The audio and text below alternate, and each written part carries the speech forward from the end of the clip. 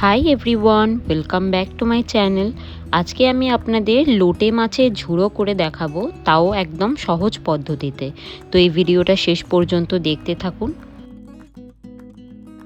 প্রথমেই আমি এখানে নিয়ে নিয়েছি 250 গ্রাম মতন লোটে মাছ, যেটাকে আমি নুন আর হলুদ দিয়ে ভালো করে মেখে রেখে দিয়েছি। তারপরে এখানে নিয়ে নিয়েছি দুটো বড় সাইজের পেঁয়াজ, যেটা ভালো করে কুচিয়ে নিয়েছি। এরপর রয়েছে 6 থেকে 7টা কাঁচা লঙ্কা, এটিকেও আমি ভালোভাবে কুচিয়ে নিয়েছি। আর তারপরে রয়েছে একটা টমেটো, যেটাকে আমি ভালোভাবে কেটে নিয়েছি।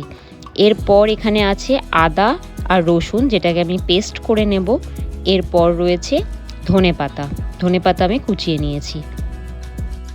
এখানে আমি আদার থেকে রসুনের পরিমাণ একটু বেশি রেখেছি, আর এই আদা রসুনটিকে মিক্সিতে ভালোভাবে পেস্ট করে নেব।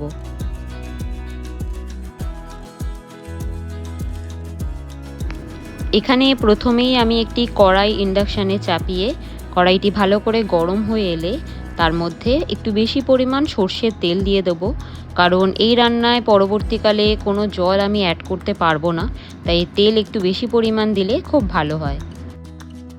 তেল গরম হয়ে এসছে, এখানে আমি ফোড়নের জন্য দিয়ে দেবো দুটো শুকনো লঙ্কা এবং তার সাথে দিয়ে দেবো কালো জিরে, এবং এই ফোড়নটিকে 30 সেকেন্ডস মতন ভালোভাবে ফ্রাই করে নিতে হবে।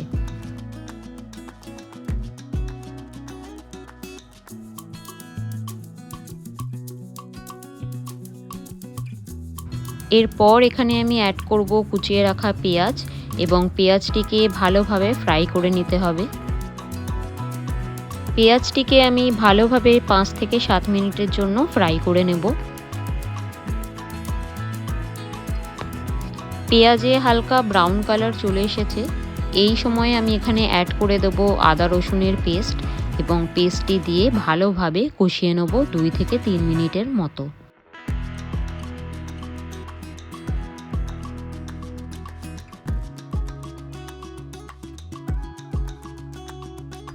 এরপর এখানে অ্যাড করছি কুচিয়ে রাখা টমেটো, এবং টমেটোটা দিয়ে হালকা একটু নুন দিয়ে ভালোভাবে কষিয়ে নিতে হবে।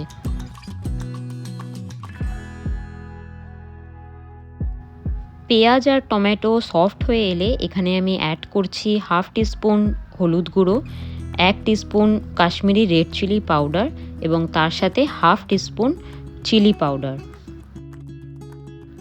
এই গুঁড়ো মশলাগুলিকে দিয়ে ভালোভাবে কষিয়ে নিতে হবে 2 থেকে 3 মিনিটের জন্য।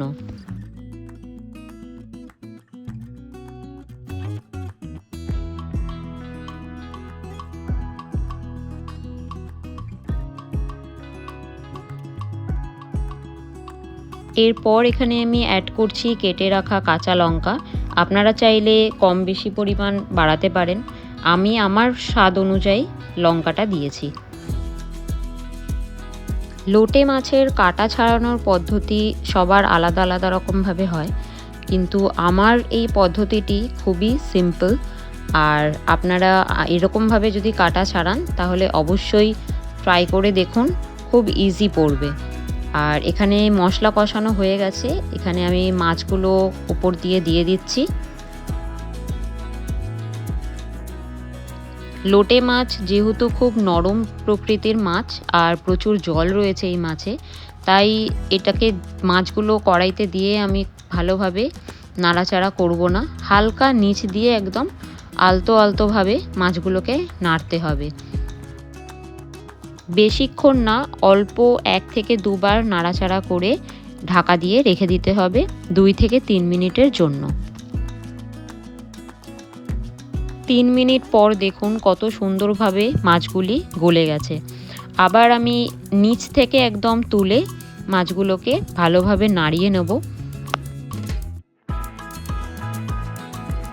এই পর্যায়ে মাছগুলো একেবারেই গলে গেছে, এবং আমি এই খুন্তির সাহায্যেই দেখুন কাঁটাগুলিকে এই রকমভাবে বেছে নিচ্ছি। এটা আমার কাছে খুব সহজ পদ্ধতি মনে হয়। আর যেই মাছগুলো গোটা থাকে সেই মাছগুলো আপনারা এরকমভাবেই কাঁটাগুলো বেছে নিতে পারেন। আমি সুবিধার্থে মাছগুলো মিডল থেকে হাফ করে নিই। দেখুন কত সুন্দরভাবে কাঁটাগুলো উঠে চলে আসছে। মাছের কাটা বাছা হয়ে গেলে খুব ভালোভাবে এরকমভাবে আপনাদের মাছটাকে কষাতে হবে। আর ঢাকা ছাড়াই কষাতে হবে, কারণ এই মাছে যেহেতু প্রচুর জল থাকে, তাই ঢাকা ছাড়া কষালেই খুব ভালোভাবে কষানো হবে। মাছে যখন 30% জল বেঁচে থাকে তখনই আমি ধনেপাতা কুচিটা দিয়ে দেবো, কারণ আমার পার্সোনালি এই স্টেজে ধনেপাতাটা দিয়ে ভালোভাবে কষালে টেস্টটা খুব ভালোভাবে পাওয়া যায়। আর আপনারা চাইলে পরেও দিতে পারেন ধনেপাতা, কিন্তু আমি এই সময়ে হালকা জল থাকার সময়ে ধনেপাতাটা দিয়ে দিচ্ছি। লোটে মাছের ঝুড়ো অনেকেই একটু জলজলে ভাব থাকলে পছন্দ করেন, কিন্তু আমার পার্সোনালি খুব জল থাকলে ভালো লাগে না। একটু শুকনো শুকনো হলে ব্যাপারটা খুব ভালোভাবে টেস্টটা ফুটে ওঠে। দেখুন কড়াইতে মাছটা লেগে যাচ্ছে, এই টাইমে আমার রান্না একদম কমপ্লিট হয়ে গেল, কারণ এই সময়ে মাছটা একেবারে ঝুড়ো হয়ে গেছে। কমপ্লিট হয়ে গেছে আমার আজকের রেসিপি লোটে মাছের ঝুড়ো। আর আপনাদের যদি এই ভিডিওটা ভালো লেগে থাকে তাহলে অবশ্যই লাইক, কমেন্ট আর সাবস্ক্রাইব করে দেবেন। আর বাড়িতে এরকম পদ্ধতিতে লোটে মাছের ঝুড়ো বানিয়ে দেখবেন, খুবই ভালো লাগবে। আর আমাকে কমেন্ট বক্সে অবশ্যই জানাবেন। তো দেখা হচ্ছে পরবর্তী ভিডিওতে। Till then, bye everyone.